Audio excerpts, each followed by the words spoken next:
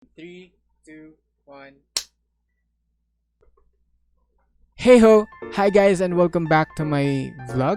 So I have been asking so many questions recently. Ang dami kong tanong sa isip ko. And isa dun sa mga tanong sa isip ko is, bakit ganun yung amoy ng tao?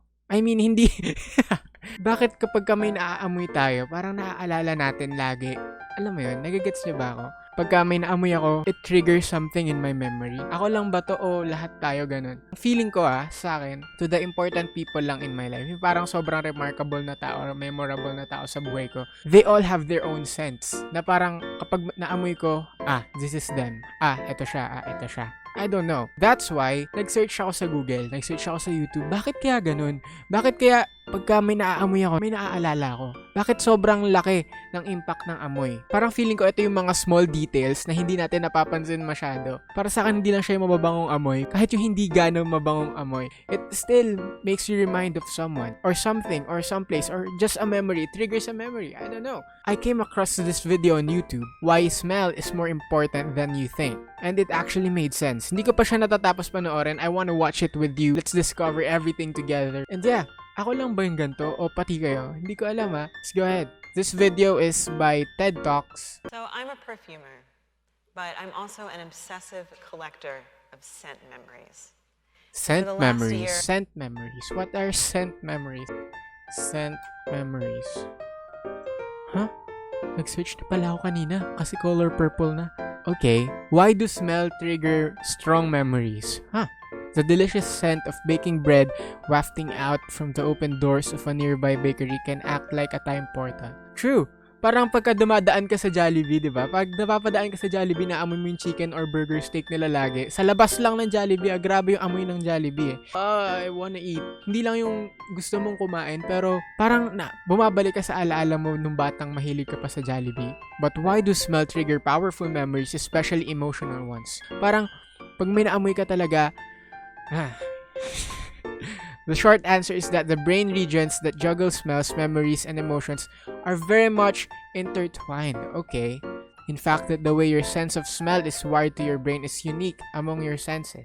So, yung sense of smell pala natin is sobrang unique compared sa ibang senses ng katawan natin. And we never really notice, we never really take notice of it, diba? Na parang, ito yung small detail na hindi natin masyadong pinapansin.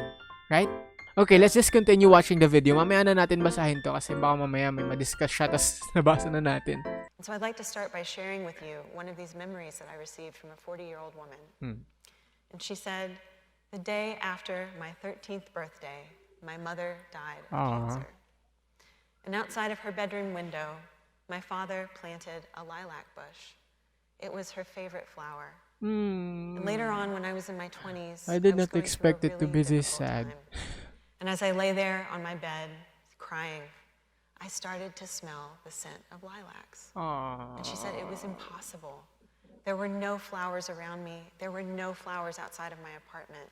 But in that moment, it was as if my mother was holding me to her again and telling me everything was going to be okay. That's sad. And I cried. And good. When she Sad told and me good. this, Alam mo because yun. we all have memories like this. And doing this research has made me realize that. Memories that are big and sad or beautiful and joyful about things, people, and experiences that mean something to us and that can be brought back in an instant with one single breath. So let's get into the mechanics of this a little bit. And it's a really old perception that humans have a poor sense of smell. I'm sure we've all heard this.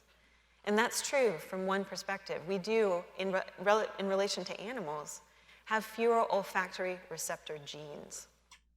That's true. Na parang, oo nga nun, ngayon ko lang din na-realize when she talked about it na we humans have the weakest sense of smell. We don't have that strong as a dog's sense of smell or anything.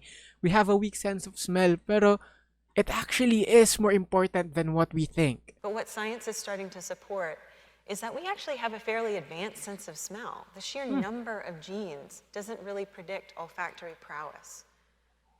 But what happens when we smell something?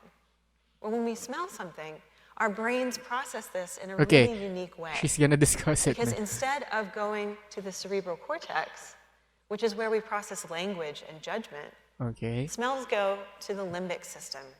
What's This is that? where we store long-term memories and emotions. Oh. And this is why, and I'm sure we've all experienced this, it's really hard to identify the name of a smell immediately when you smell it. And it's also really, our memories that are triggered by smell are really powerful because they're long-term. I'm just really amazed, emotional guys, about memories. this discovery. So one man's story was about the first time that his girlfriend came to visit him when he was only 19 years old. And he said, when she visited, she had this very specific smell about her. And I'll Told you, never forget. when, para sa akin ito siguro sa akin na lang to. Kasi, when I have that specific person na important or I really like, I really love, or something like that, parang meron silang scent na binibigay. Meron silang scent, personal scent nila na pag naamoy ko, sila na to, wala nang iba, sila lang to. Get it. And it reminded me, even after she left, how much she loved me.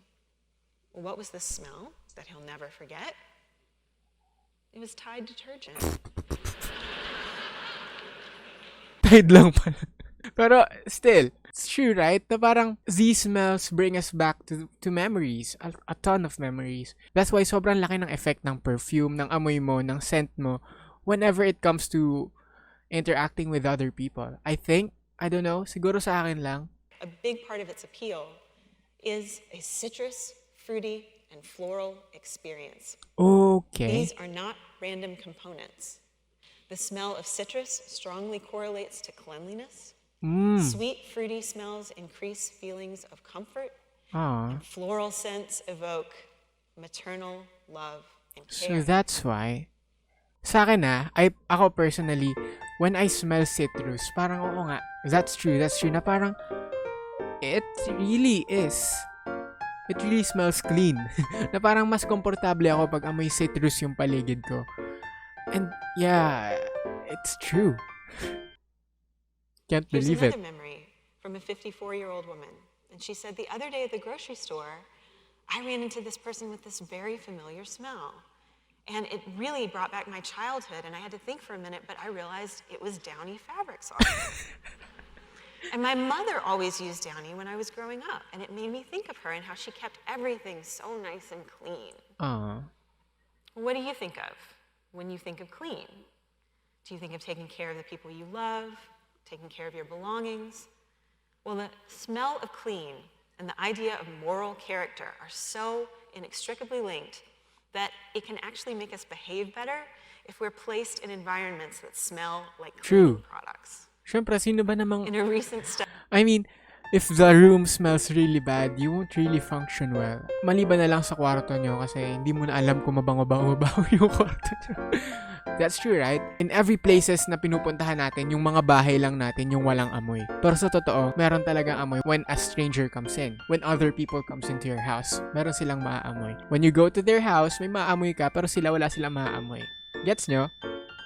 It's actually a really great thing to discover na parang yung sense of smell natin really influences a lot about us. A lot about what we do, what we remember, what we think. Personally, sa sarili ko, hindi ko alam kung totoo to, pero there's this particular smell na gustong-gusto mo. Na pag nandun ka sa smell na yun, you would be so comfortable and you would be so productive. And you'd be in comfort. You'll be just happy. Tama ba ako? Hindi ko alam. Pero I think, ako meron akong ganun. Pero hindi mo madidiscover ko ano yun eh. You would never discover what that smell is. Honestly. Kasi hindi mo alam pa. I don't know how to describe a smell, honestly. Pero do you guys have these feelings too? Kasi sobra pala. Kasi I've been experiencing this. Na parang, pag may naamoy ako, I remember a person, I remember a memory, I remember a scenario in the past. And it triggers not just the good memories, but somehow it also triggers sad memories. But it's good. It's actually pretty interesting that our sense of smell, this tiny detail, influences a lot in our whole life. Let me end this video with, what is that tiny detail that we have never taken notice of? Is it just our sense of smell? There are a ton of things that we just take for granted. The little things. Sometimes it's the tiny details that count. I think when you take notice of these tiny details, talagang sobrang laking effect nun sa relationship. I think not just in a romantic relationship but also in friendships and stuff, Kapag ka naaalala mo yung sinabi nila in the past and they couldn't even remember it themselves, it really influences a lot on your relationship with the people, with another person. Sometimes it's the tiny details that take a large part of our lives. That's a great realization today. After this video, let's ask ourselves, what are these tiny details na natitake for granted natin? And let's start smelling things differently. Thank you guys so much for watching, and I will see you all next time. Puso, peace out.